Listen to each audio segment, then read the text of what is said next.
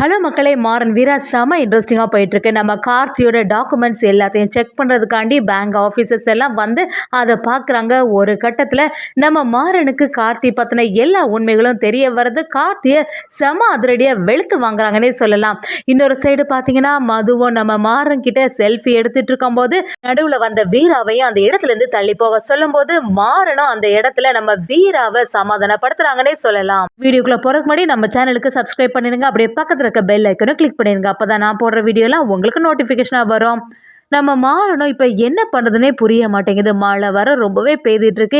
இப்படியே போயிட்டு இருந்தா நம்ம கடையில் உள்ள பட்டாசு பலகாரம் எல்லாமே தீபாவளிக்கு முன்னாடியே சேல்ஸ் ஆகணுமே, இல்லைன்னா ரொம்பவே நஷ்டம் ஆகிடும்னு சொல்லிட்டு ஒரு பிளானை போடுறாங்க. நம்ம மாறணும் வீராவும் சேர்ந்த மாதிரி சரி இந்த தெரு ஃபுல்லாகவே நம்ம ஆட்டோவில் போய் எல்லார்கிட்டையும் அனௌன்ஸ் பண்ண ஆரம்பிப்போம். உங்கள் வீட்டுக்கே வந்து டெலிவர் பண்ணுறோம், இந்த நம்பருக்கு மட்டும் கால் பண்ணால் போதும் அப்படிங்கிற ஒரு செய்தியை எல்லா தெருவுலையும் போய் அப்படியே லவுட் ஸ்பீக்கர் மூலமாட்டு அனௌன்ஸ் பண்ணிகிட்டே போயிட்டு இருக்காங்க. இன்னொரு பக்கம் பார்த்தீங்கன்னா, நம்ம வள்ளியம்மா, கார்த்தி, ராகவன், ராமச்சந்திரன் எல்லாருமே சேர்ந்த மாதிரி வீட்டில் இருந்துட்டு இருக்கும்போது இருந்தாவும் ரொம்பவே பதட்டமாக இருக்காங்க. இப்போ என்ன பண்ணுறது, மாறன் வீரா போய் இவ்வளோ நேரம் ஆகி நமக்கு ஒரு ஃபோன் கால் கூட வரல. இந்த பலகார பட்டாசு எல்லாம் அப்படியே இருக்குதே, நம்ம வேற இதை நம்பி நிறைய ரூபாய் இறக்கியிருக்கோம், அது மட்டும் இல்லாமல் நஷ்டம் ஆகிடக்கூடாதுன்னு சொல்லிட்டு பிருந்தா ரொம்பவே டென்ஷனில் இருந்துட்டு இருக்கும்போது வள்ளியம்மா, ராமச்சந்திரன் எல்லாமே சரி கொஞ்சம் பொறுமையாக இருப்போம், கொஞ்ச நேரத்தில் நமக்கு ஃபோன் கால் வரும் அப்படின்னு சொல்லிட்டு அதுக்காக எதிர்பார்த்துட்டு இருக்காங்க. இன்னொரு பக்கம் நம்ம மாறன் வீரா செம அதிரடியா எல்லா இடத்துலயும் போய் லவுட் ஸ்பீக்கர்ல ஹோம் டெலிவரியே பண்ணப்படும் அப்படின்னு சொல்லிட்டு நம்பர் சொல்லிட்டு இருக்காங்க. கரெக்டான சமயத்துல நம்ம கார்த்திக்கு ஒரு ஃபோன் கால் வருது. அதை கொஞ்சம் கூட நம்ம வள்ளியமே எதிர்பார்க்கல. நல்லபடியா ஒரு ஃபோன் கால் வந்துட்டு ஒரு ஆர்டரும் வருது. சரி, ஆர்டர் ஃபர்ஸ்ட் டைம் வந்துட்டு இனி வர வர சீக்கிரமா நிறைய ஆர்டர் நமக்கு வந்துடும் சொல்லிட்டு நம்ம ராமச்சந்திரனும் சரி எதுக்கு இப்படியே நின்றுட்டு இருக்கீங்க, சீக்கிரமா எல்லாத்தையும் பேக் பண்ணி அந்தந்த இடத்துக்கு அனுப்புங்கன்னு சொல்லிட்டு செமையாட்டு சொல்றாங்க.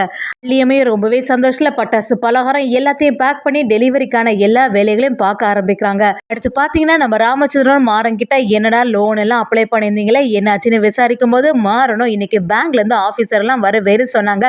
கார்த்தியோட டாக்குமெண்ட் மட்டும் எல்லாத்தையும் செக் பண்ணிட்டாங்கன்னா கரெக்டா எல்லாம் இருந்துச்சுன்னா நமக்கு லோன் சாங்ஷன் ஆயிரும், அதுக்கப்புறம் எந்த பிரச்சனையும் இல்லை, நம்ம கடையும் திறந்துடலாம்னு சொல்லிட்டு நம்ம மாறனும் அந்த இடத்துல பேசிட்டு இருக்கும்போது கார்த்தியை கூப்பிடுறாங்க. டே கார்த்தி, நீ வெளியில எங்கேயும் போகாத, உன்னோட டாக்குமெண்ட் எல்லாத்தையுமே கரெக்டாட்டு எடுத்து வச்சுக்கோன்னு சொல்லிடுறாங்க. இதை கார்த்தி கொஞ்சம் கூட எதிர்பார்க்கவே இல்லை. இப்போ என்ன பண்றது, இவங்களுக்கு மட்டும் தெரிஞ்சதுன்னா அதுக்கப்புறம் பெரிய பிரச்சனை ஆயிடுமே, நம்மளே ஏற்கனவே ஃபேக் சர்டிஃபிகேட் வாங்கி வச்சிருக்கோம், இப்போ மாட்டிச்சுன்னா நம்ம மட்டும் மாட்ட மாட்டோம், நம்ம சுற்றி உள்ளவங்க எல்லாருமே மாட்டிடுவாங்களேன்னு சொல்லிட்டு கார்த்தி முழிச்சிட்டு இருக்கும்போது நம்ம மாறணும். என்னடா கார்த்தி என்ன யோசிச்சுட்டு இருக்க, எல்லாம் கரெக்டாக தானே இருக்கு அப்படின்னு கேட்கும்போது கார்த்தியும் ஆமாடா எல்லாம் சரியாக தான் இருக்குன்னு சொல்லி சமாளிக்கிறாங்க. ஆனால் இன்னொரு பக்கம் பயங்கர டென்ஷன்லேயே இருந்துட்டு இருக்காங்க.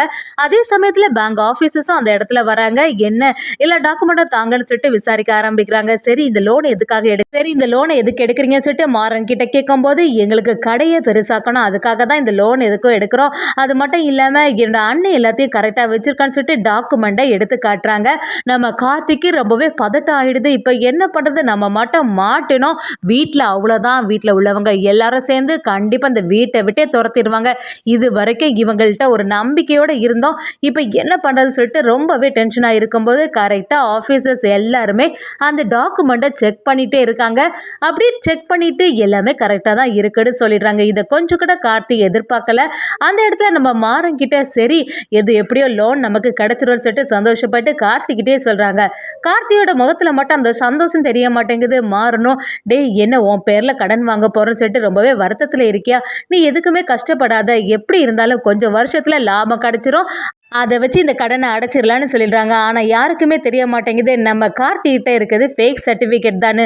அந்த கார்த்தியும் சரி நம்ம எப்போ தான் மாட்ட போகிறோன்னு தெரிய மாட்டேங்குதுன்னு யோசிக்கும் போது அதுக்குள்ளே மாறன், ராமச்சந்திரன் எல்லாரும் சேர்ந்த மாதிரி சரி கடை திறப்பு விழாவை எப்போ வைக்கலான்னு யோசிக்கிறாங்க. நம்ம மாறன் கிட்ட நம்ம ராமச்சந்திரனும் சரி வர புதன்கிழமை நல்ல நாளாட்டிருக்கு, அன்னைக்கே கடை திறப்பு விழாவை வச்சிடலான்னு சொல்லிடுறாங்க.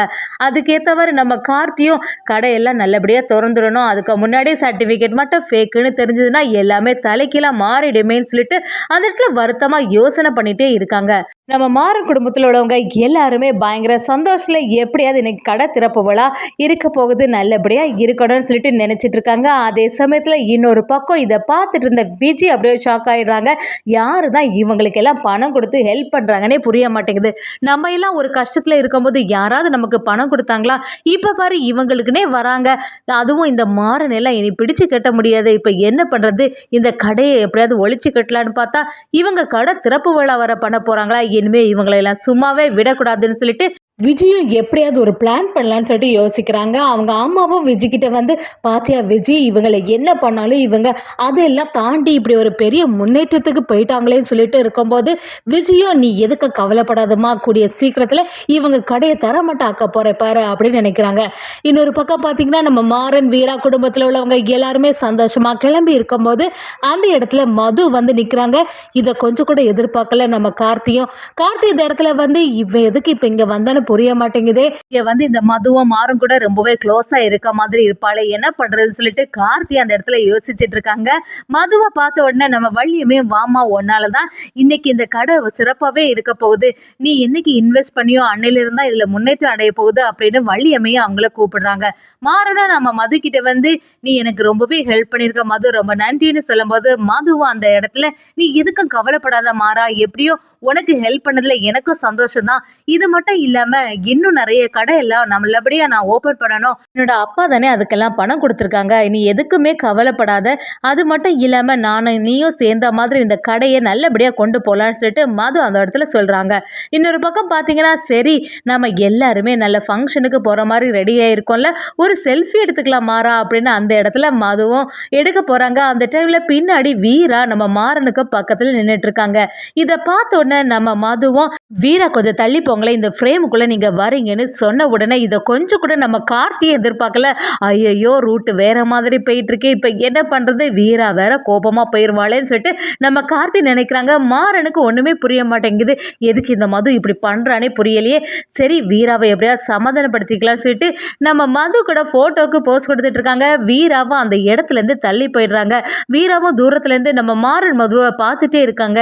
எதுக்கு இந்த மாறன் அந்த இடத்துல என்னை விட்டு கொடுத்தான் அப்படின்னு மனசுல யோசிச்சுட்டு இருக்காங்க.